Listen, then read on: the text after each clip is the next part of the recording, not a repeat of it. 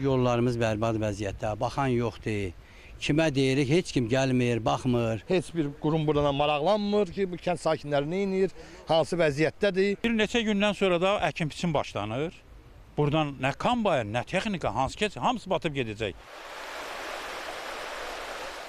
May ayının 26-sında yağan leysan yağışları Siyəzən rayonunda bir sıra fəsadlara səbəb olub. Ata çayına gələn sel balaca Həmiyə kəndi ilə şəhər mərkəzini birləşdirən əsas körpünü yararsız vəziyyətə salıb.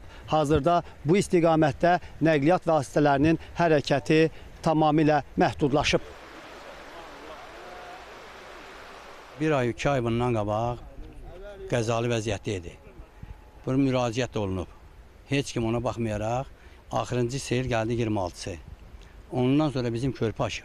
Dəmir körpümüz var bizdən bundan başqa da. O da qəzalı vəziyyətdədir. Bu harasa bir 3-4 ay bundan qabaq o bağlamışlar onu ki, oradan gediş-gəliş olmasın. İndi bu uçandan sonra indi o dəmir körpünü xuda salıblar. Ayın 6-sı icra nümayəndəsinə, kənd bələdiyyəsinə mən buranın şəklini çəkib, onlara atıb məlumat verdik.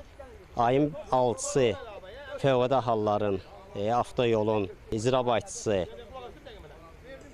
kəndə baxış keçirilən zaman bildirmişdi ki, bizim körpü zədələnib. Düz ayın 24-dən heç kim körpüyə baxmadı. 24-ü təzədən mən icra nümayəndəsinə təzədən məlumat verəndən sonra ki, daha da genişlənib, zədələnib.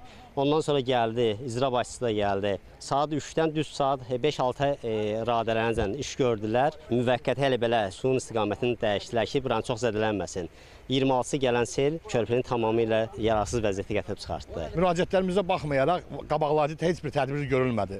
Vaxtında panellər qoyulsaydı bura, yol bağlanmaz ən azından. Kəndin 1500-dən yuxarı əhalisi var. Maşınlar görürsünüz o tərəfdə qalıb, əhali qalıb, işə gedə bilmir. Rayon mərkəzindən əlaqə kəsilib. İndi bir dəqiqə məcburuq 10 kilometr, 15 kilometr başqa yerdən gedib gəlməyə. Oradan da keçid körpümüz var, o da qəza vəziyyəti hazırdır. İndi Allah rəğ eləsin, bir ağır maşın bilmədi, keçdisə uçacaq.